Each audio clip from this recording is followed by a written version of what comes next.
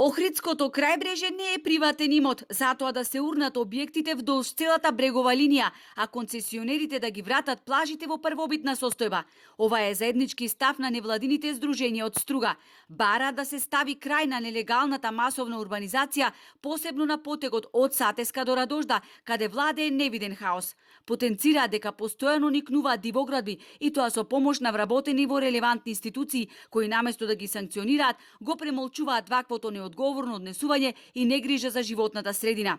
Се огласија од Охрид СОС, дали велат законската уредба што ја донесе владата, а се однесува на плажите, е само уште едно ветување за наивниот народ, краткотрено радување или некоја нова предизборна мамка.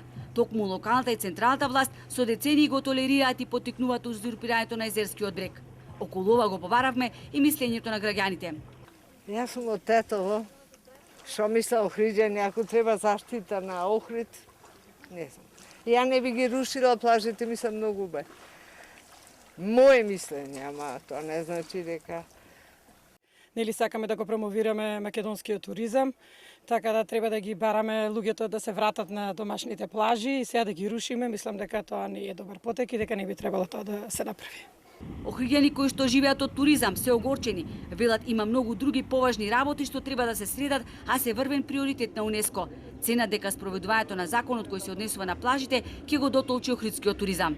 Место да се види езерово, што е загадено, што колекторскиот систем не чини, место да се фати тоа да се направи и уште милион други работи само моментов и нема да се сетам, место тоа се направи и сега да било како што било некогаш првобитно. Да мај да се вратиме првобитно, ни патои немаше порано, ни улици немаше ништо. Ке паднити понудата во Охрид. Како што знаеме, сите апартмани, сите сместувачки објекти добиваат на цена покрај понудата на Охрид. Јас не знам како некој ќе се смести во стариот дел, ќе плати апартман, а немаат кај да одат на плажа.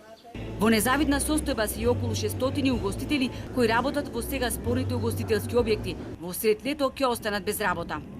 Добив многу понуди за странство, но сепак ете државата понудува добри услови за работа тука и сакаме да останеме. Арно, ама после ова остануваме сите на улица и сега не знам што да правиме, не знам како да успееме, имаме борчи, кредити, како ќе ги сплатиме тоа само Бог знае.